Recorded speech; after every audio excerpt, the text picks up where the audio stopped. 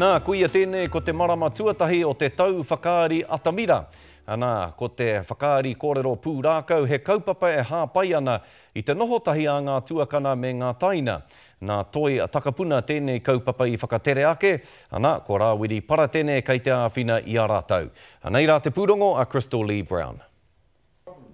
Mā te whāngai i te mātauranga ki ngā uri whakaheke, e ora e ngā kōrero pūrākau. I think it's important to work with young Māori because we have to keep building our resources. We have to keep getting more people involved, particularly writers, directors, producers. He rautaki tēnei nā toi takapuna hei poipoi i ngā tauira Māori e ngā kaunui ana ki enei mahi. A koe nei te wā tuatahi kua whakarewa rātau i tēnei kaupapa. Kōrero pūrākau is the art of storytelling, I guess.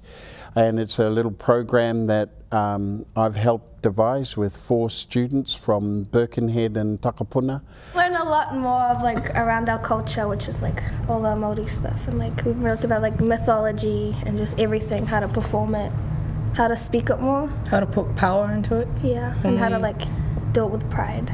He oi hei tā ngā tauira, he wairua Māori, kamatu he wairua whakahihi anō hoki e kawe ana i tēnei kaupapa. He's wise, but he's cheeky at the same time. It's like having your own koro in the same room. That's what this relationship is. It's tuakana teina. I guess I'm the tuakana. I guess so. Sometimes they think I'm the teina. Kua whā te kaumarima tau a Paratene e mahi ana i roto i ngā kiriata, i runga pauaka whakaata me te Atamira o te whare tapere. Nā wai ka whakawhiwhia a Paratene ki te tohu āpiha mo ana mahi ki roto i te ao whakaari. The thought, I'm with them. This is great. I'm just going to listen.